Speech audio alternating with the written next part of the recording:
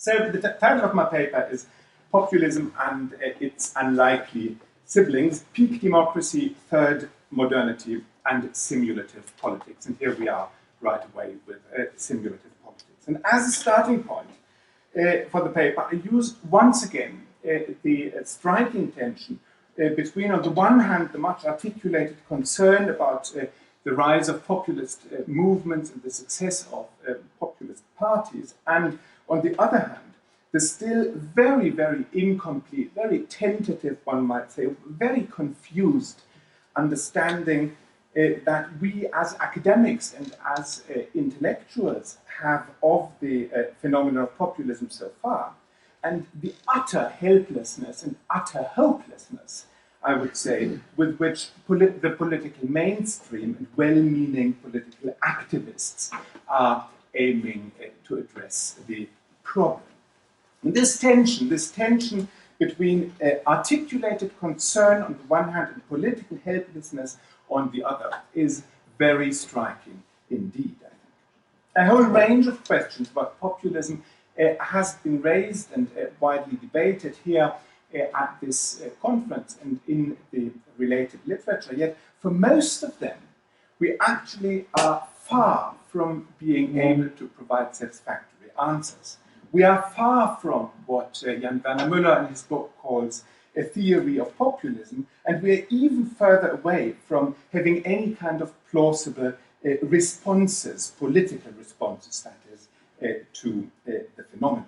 Indeed, I think that most of the work that has been done on populism so far is actually refusing to recognize, let alone to address, the very core of the issue.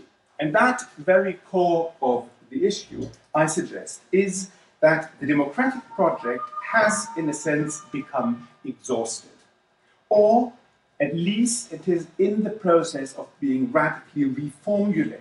And that advanced modern societies are increasingly structurally inadequate for, and one might say incapable of, democracy in that understanding that's passing away.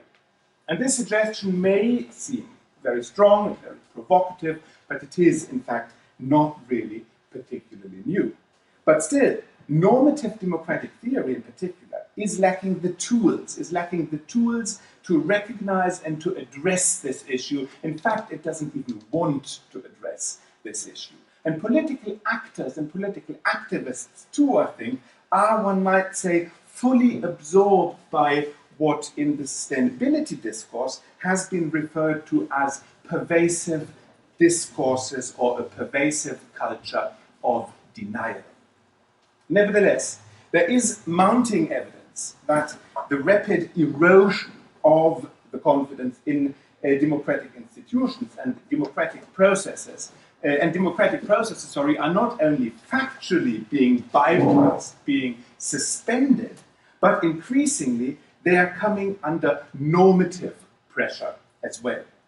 With democracy, rather than being seen as a solution to modern society's various problems, to its various tightening sustainability crises, but itself being perceived as a constitutive part of the problem.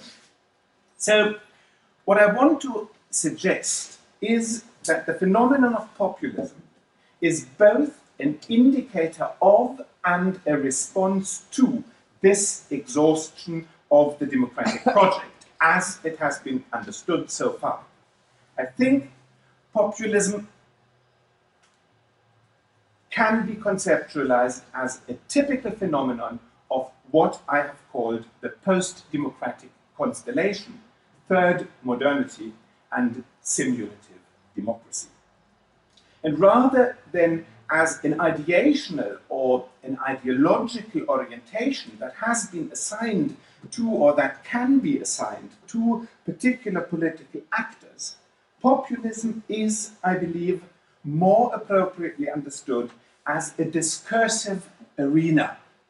A discursive arena that is set up, maintained by a range of different actors. And here I'm very grateful to your input in your paper before, by different actors in order to articulate and to experience democratic norms which the ongoing process of modernization has rendered questionable and even counterproductive, but which, nevertheless, cannot be given up. And as a discursive theme park for the performance of democratic values, the discourse of populism is, I furthermore think, by no means alone, but it is arguably supplemented by a range of other discourses which at first sight may seem completely different and incompatible, but which at closer consideration may be interpreted as discursive practices of simulative democracy as well. So this is essentially the argument that I want to develop, and in doing so, I will, again, contrary to Jan Werner Müller, explicitly take a modernization theoretical approach, suggesting that in the wake of what I have termed second-order emancipation, Ulrich Beck's notion of a second or a reflexive modernity has been superseded by a third modernity in which the progressive democratic project is being fundamentally recast. And in line with the descriptive analytical approach that I have pursued elsewhere in my writings, the core question that I will focus on is what is populism? How may it be conceptualized? How may its recent proliferation be explained? And the questions which I explicitly want to avoid are, is populism politically legitimate, morally acceptable, and perhaps even desirable? How should we respond to the proliferation of populist movements and parties? And how can the populist threat, if we agree that there is one, best be kept at bay? So put differently, I explicitly do want to avoid the questions which both Chantal Mouffe and Jan Werner Müller have been addressing. I will begin, once again one might say, briefly reviewing some of the well-known attempts to get a grip on the populist phenomenon. But I do not want to do this in order to criticize these approaches, but rather to pick out those elements which I think are very, very valuable and which are worth pursuing and developing in more detail. Venturing into sociological and democratic theory, I will then outline some constitutive elements of what I'm calling the post-democratic constellation, which provides the specific background, the specific socio-political conditions, one might say, for populism to emerge and to flourish. And step 3 will then be to clarify how far populist discourses respond to this post-democratic constellation, and more specifically to what I call the post-democratic paradox as opposed to Chantal Mouffe's democratic paradox. And by way of conclusion, I will then, much less, I must admit, than I had originally intended to do, but at least with a few brief comments, indicate how populist discourses are functionally supplemented by other discourses of simulation. That is, I will term what in the title of my paper I'm referring to as populism's unlikely siblings. So let me first of all turn to some traditional conceptualizations, some traditional narratives about populism. One of these narratives is, of course, that populism is a more or less consistent body of political ideas, perhaps even adding up to a political ideology with nationalism, with chauvinism, with anti-liberalism, xenophobia, and so on, being the most prominent constitutive elements. This approach has its obvious flaws, but as I said before, I do not want to further discuss these. But this approach is helpful in that it identifies some recurring themes which all revolve around the construction and the experience of a collective subject that claims collective autonomy and that claims political sovereignty. Secondly, I've overtaken my slides. Secondly, populism has often been approached via its supporters and via its voters, and thus conceptualized as a movement of the losers of globalization or of the losers of modernization more generally. Again, this approach has obvious flaws, but it is useful, firstly, in that up to the present, modernization theory, which is implicit or which is supporting this approach, I think, remains the most powerful approach to the phenomenon of populism.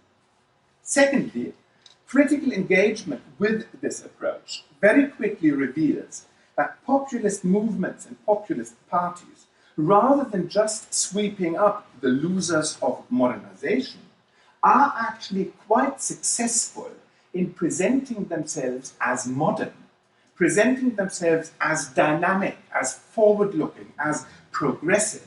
In fact, they adopt and they repackage, reframe many issues and concepts which the new social movements once put onto the political agenda, and thus they have also quite significant appeal to many young voters as well. To young voters who find their concerns more effectively addressed by populist parties than by the earlier proprietors of the emancipatory progressive project, that is, Green parties and, before those, social democratic parties. Thirdly, populist movements and parties have often been conceptualized as protest movements and protest parties, which more than anything are said to be articulating frustration with and anger about the political elites and the established political institutions.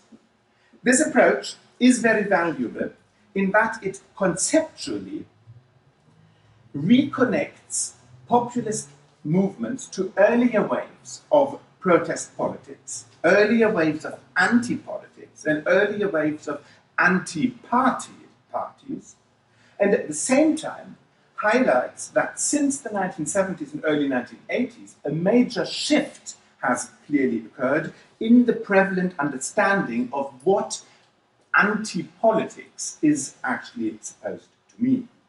Also, it signals that the significance of a comprehensive and coherent vision and a coherent program for anti-politics may so far have been overestimated, whilst the power and the longevity of a politics that works primarily in the mode of implication, that is, without spelling out its actual problem, has so far been underestimated. Fourth, populism has, by some observers, been seen or interpreted more than anything as political rhetoric, a kind of political style, characterized, for example, by the way in which it radically reduces the actual complexity of issues, the issues it addresses. Secondly, its strategy of identity formation through the logic of othering and exclusion, and through portraying the good people as the victim of sinister conspiracies and undeserving social free riders, we have referred to this here, or thirdly, by its strategy of swiftly transforming all substantive debate, substantive issues, into moral issues and into moral debates. Populism is quite clearly, however, more than just a political style or rhetoric that can be applied to any issue. But again, this approach is, I think, very valuable in that it draws attention to the centrality in populist discourse of the problem of complexity, comprising both the complexity of issues that in modern societies far exceeds the intellectual capacities of most citizens, and moral complexity, which far exceeds the capabilities for ethical judgment.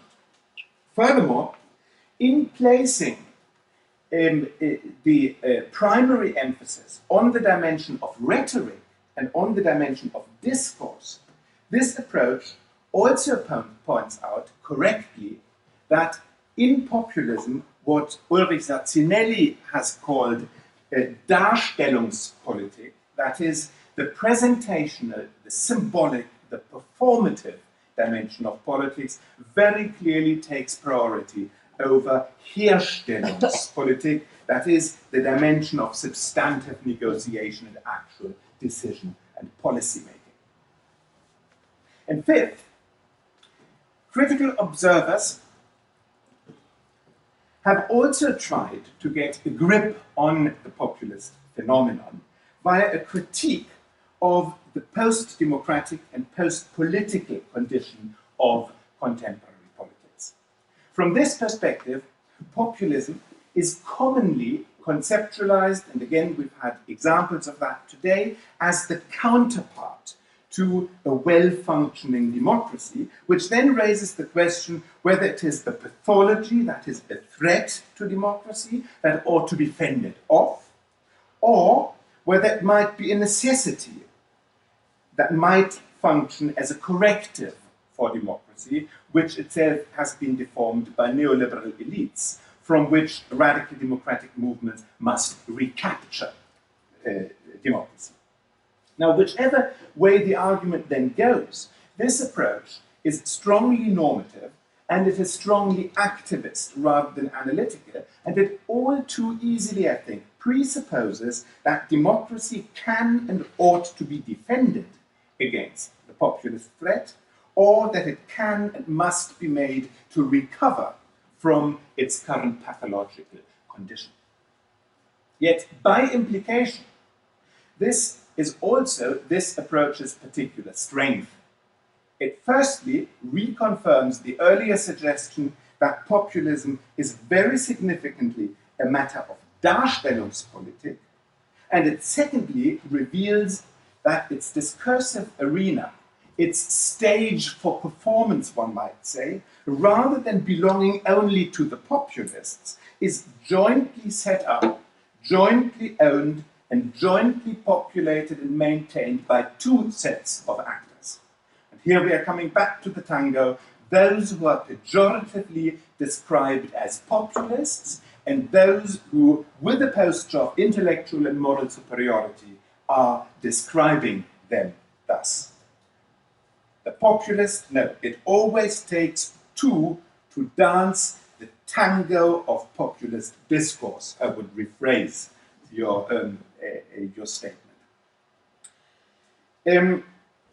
Both sides, both sets of actors are equally activist, they are equally normative, they are both presenting themselves as the only defenders of true democracy, and, as various observers have rightly pointed out, both are regarding and attacking each other with very much the same kind of anti-liberal, moralizing and exclusive assertiveness. This furthermore reveals,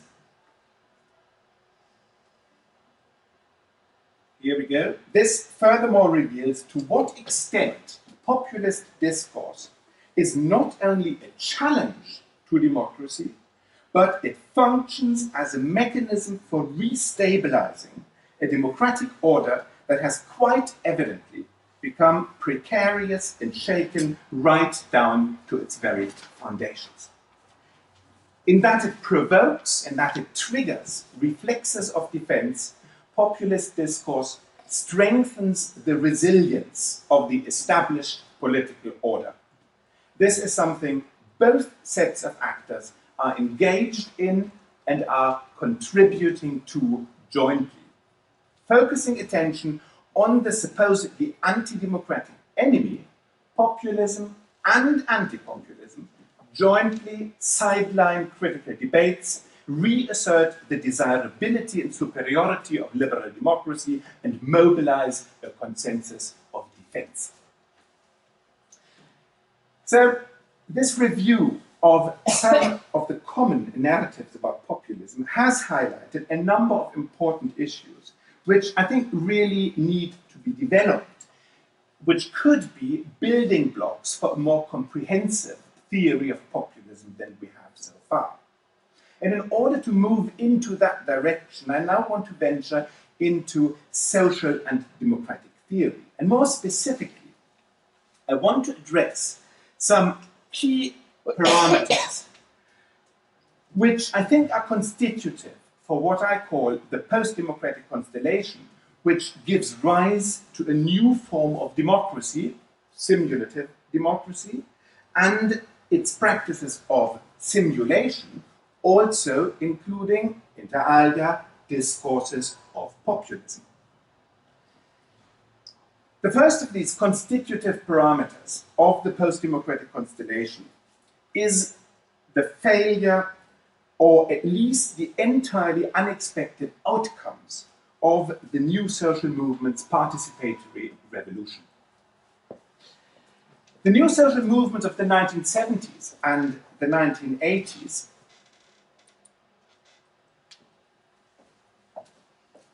have, that is needless to say, the thing is it doesn't show here, it only shows there.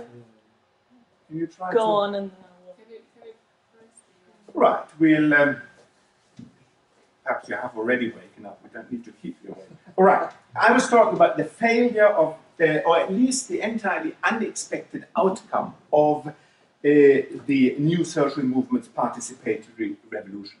Now, these new social movements and their participatory revolution have undoubtedly had a huge impact, yet in a number of respects which are important for the explanation of populism, their participatory revolution has profoundly failed or has yielded entirely unexpected results.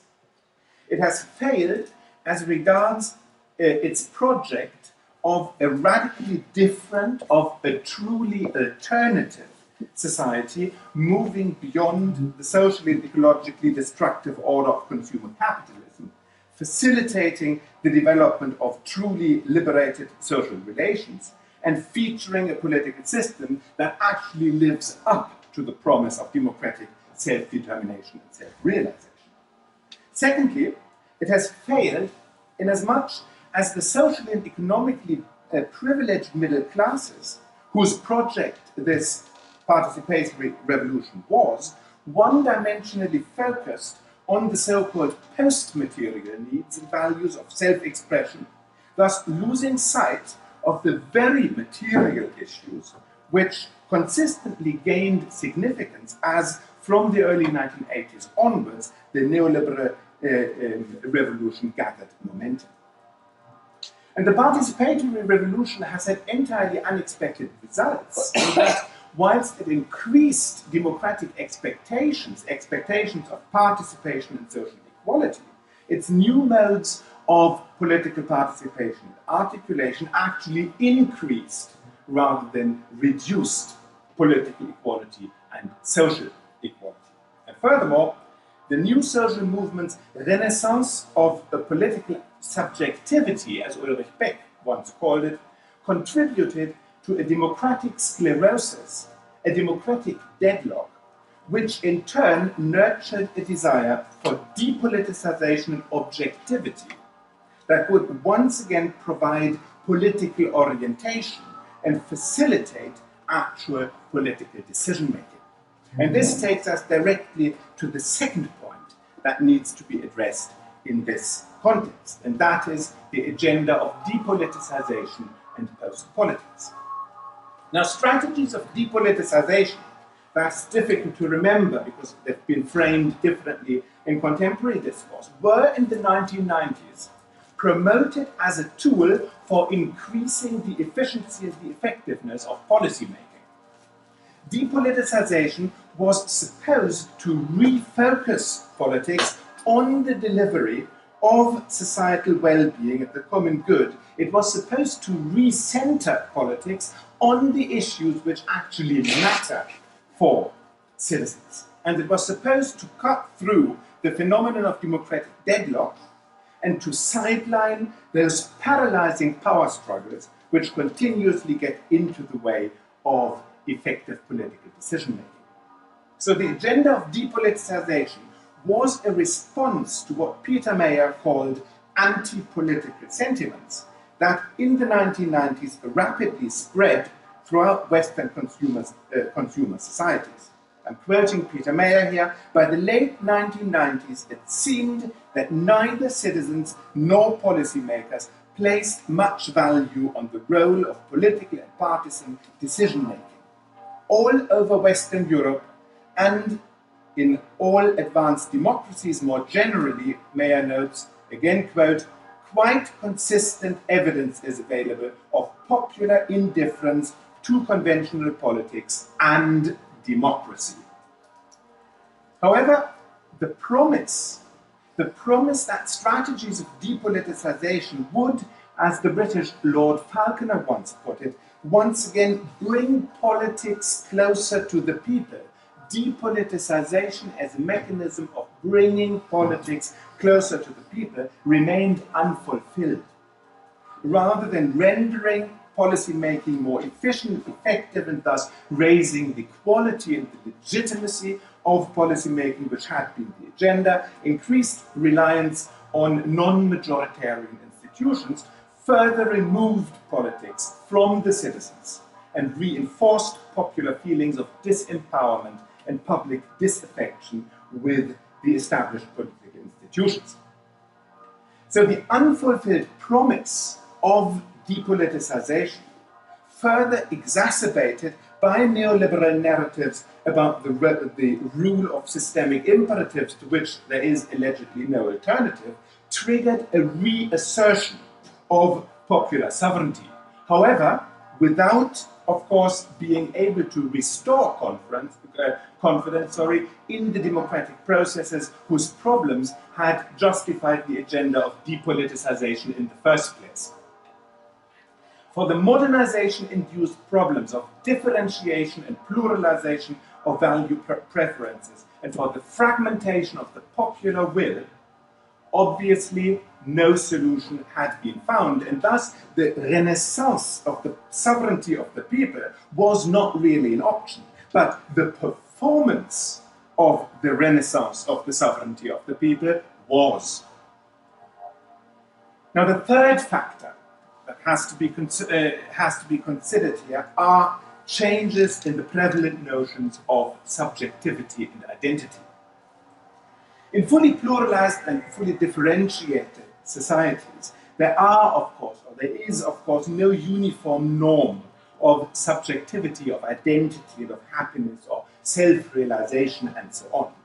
But there are general trends such as differentiation, as individualization, as, to talk with Hartmut Rosa, acceleration, technicization, and so on, which one might say add up to a logic of modernization.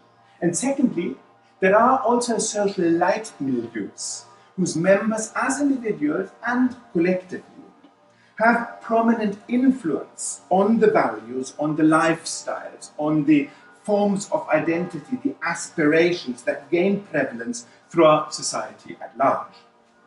And thirdly, there is this big European Enlightenment idea of the autonomous subject, which as a regulative ideal of reason, as Kantians would say, like no other, has shaped the political development of European societies and actually well beyond.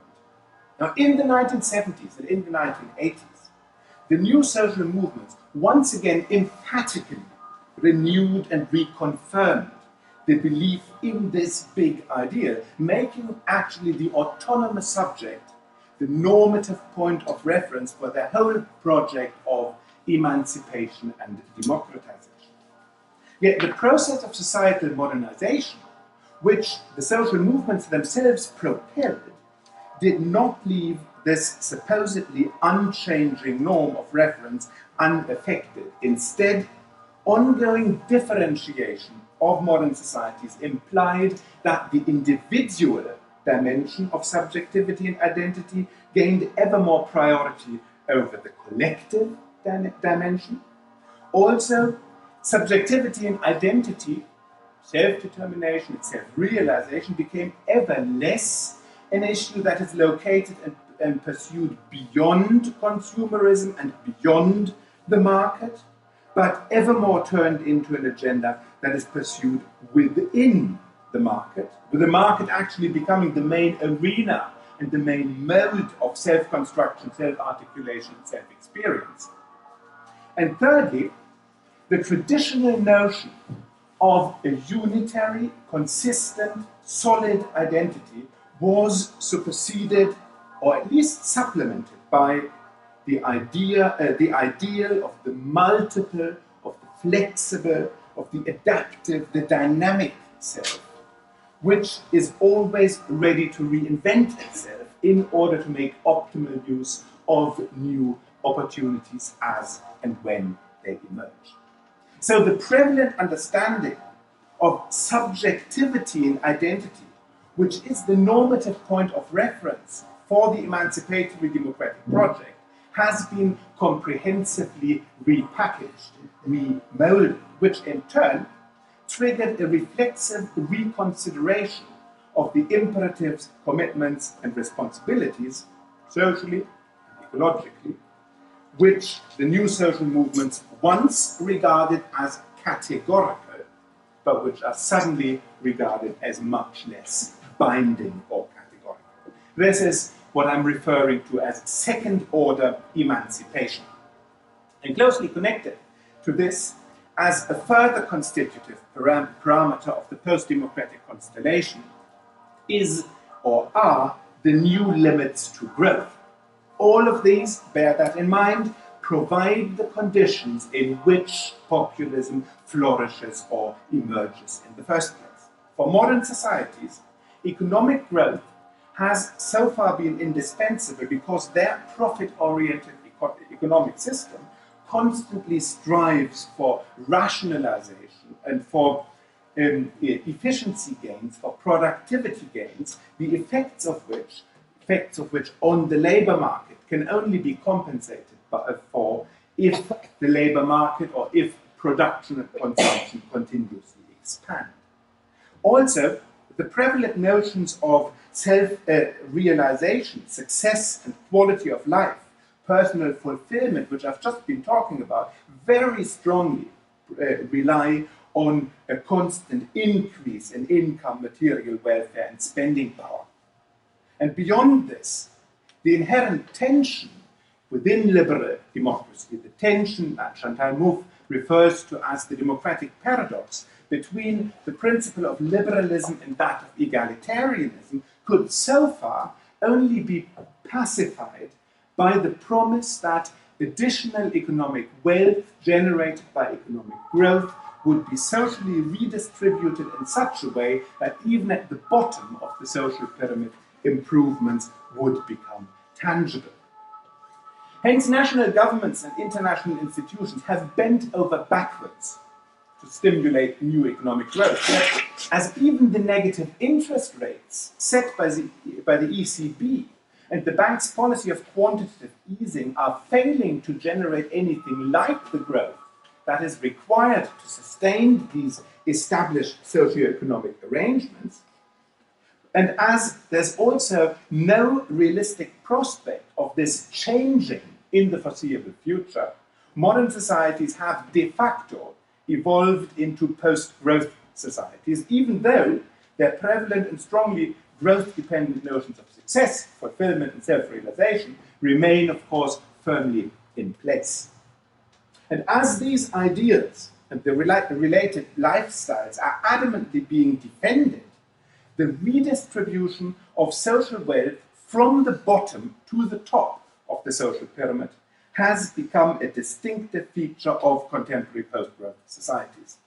Confidence in the trickle-down principle has been superseded by reliance in the squeeze-up principle. And accordingly, the attempt to cut out dead wood, as the Brits are nicely calling it, to shed unnecessary weight, to identify undeserving free riders, has become endemic. Strategies of desolidarization, of social exclusion are pursued to secure a competitive advantage in the race for limited resources and opportunities. Now, as a fifth point, we should, in this context, address the neoliberal capture of civil society as a parameter fashioning the post-democratic constellation. For in the wake of this capture of civil society, which the emancipatory movements had once conceptualized as the intellectual hothouse, the experimental arena, the political subject of their envisaged societal transformation, has silently metamorphosed into a resource mobilized by the activating the neoliberal state for the stabilization of the capitalist status quo. I don't want to go into this, but at this point, I rather want to summarize what all of this means for democracy and for the further development of the democratic project.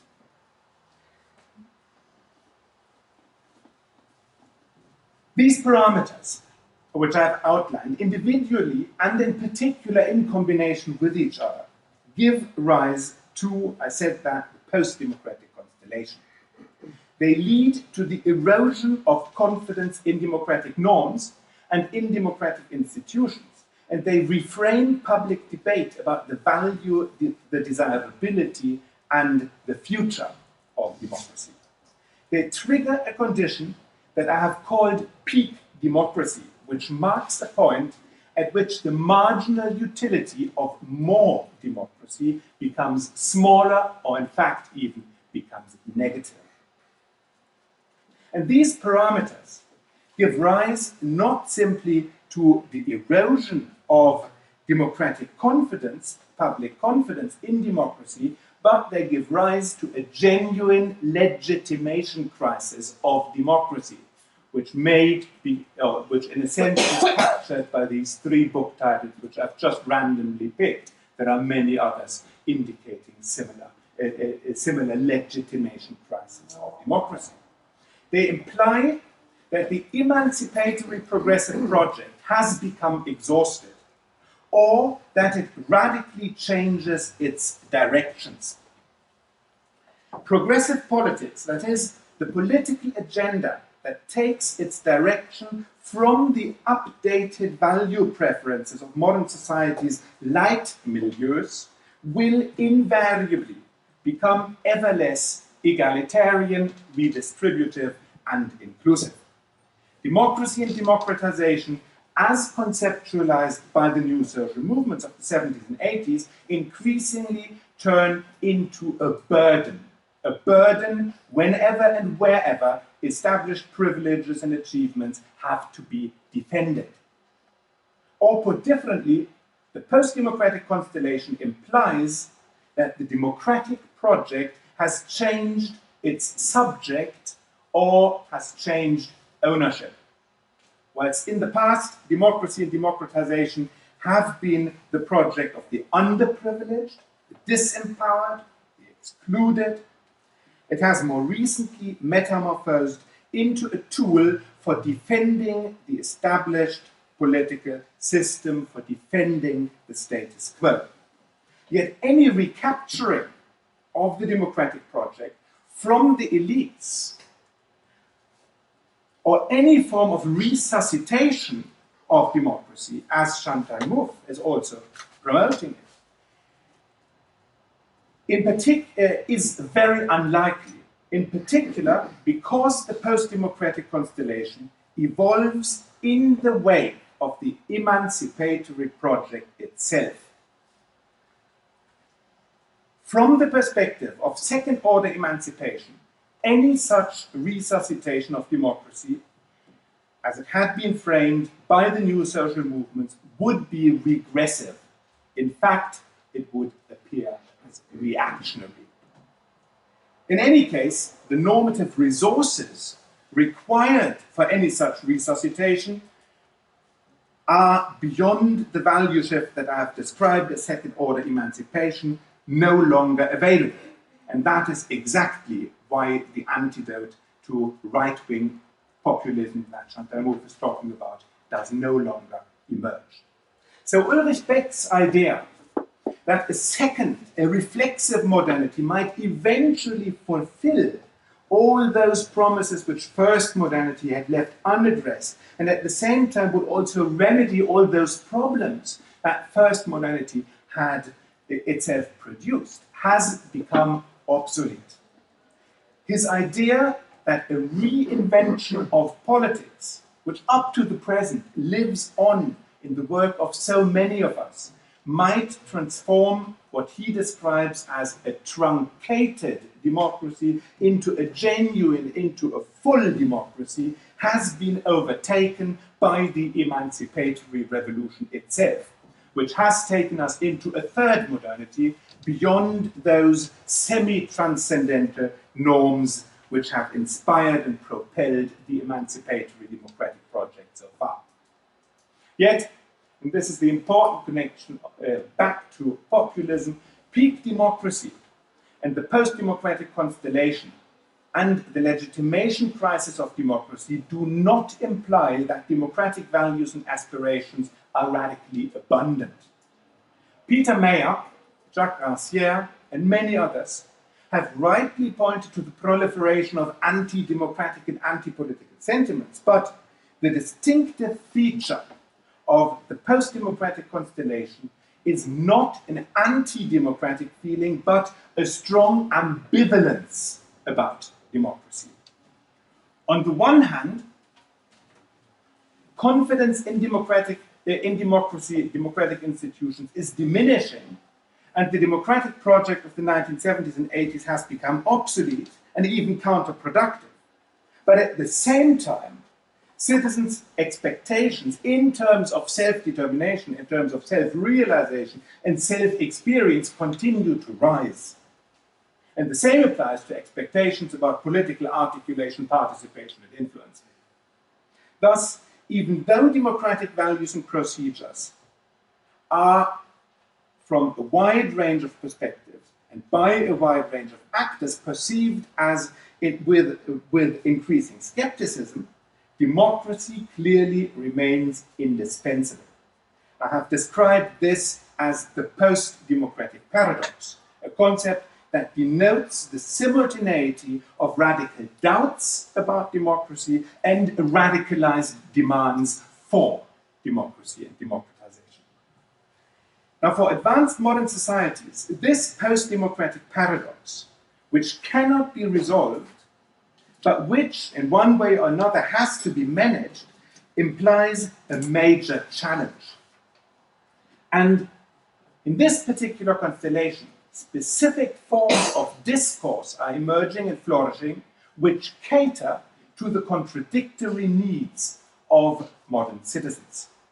These are forms of discourse which articulate democratic values and commitments, and which allow for the experience of democratic self-understandings without compromising the self-centered, anti-egalitarian and exclusive agenda that emerged in the wake of second-order emancipation and that guides progressive politics in third modernity.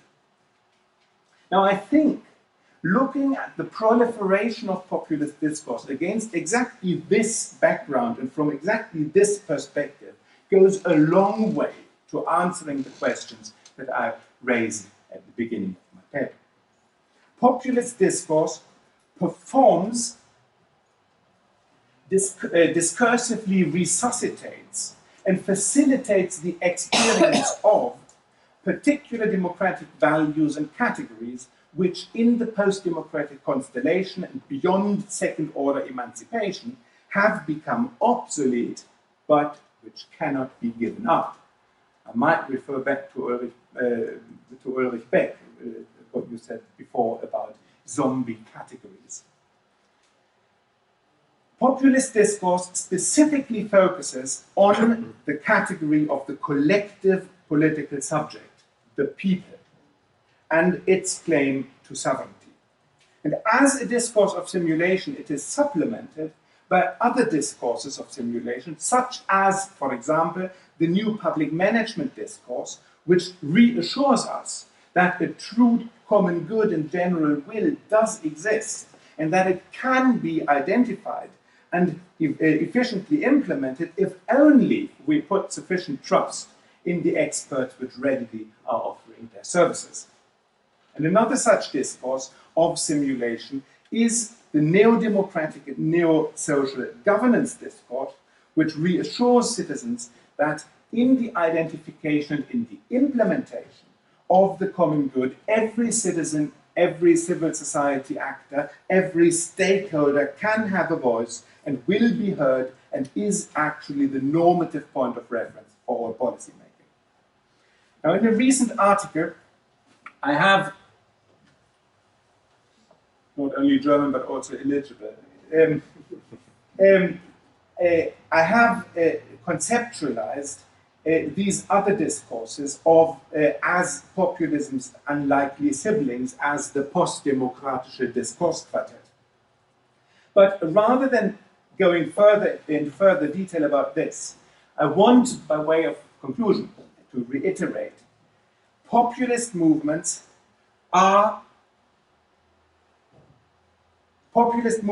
and the success of populist parties ought to be understood not as a deviance from the democratic path of normality to which we ought to return, but as indicative of a new phenotype of democracy in which populist discourses, in a tacit alliance with a number of other seemingly very different discourses, provide an arena for the simulative articulation and experience of values which have become obsolete but cannot be abandoned. The ongoing process of modernization and emancipation, which has been steadily chipping away at the normative foundations of democracy, has rendered modern societies structurally incapable of democracy and has plunged the democratic project, and as the social movements had reasserted it, into a legitimation crisis. Now, for the time being, democracy has adopted the appearance of simulative democracy, in which discourses of simulation rehearse, perform, display, allow for the experience of democratic values and practices and self-descriptions. But these practices of simulative democracy, including populist discourse, are not, of course, purely discursive theme parks. They organize and they politically legitimate the progressive transition towards ever more social inequality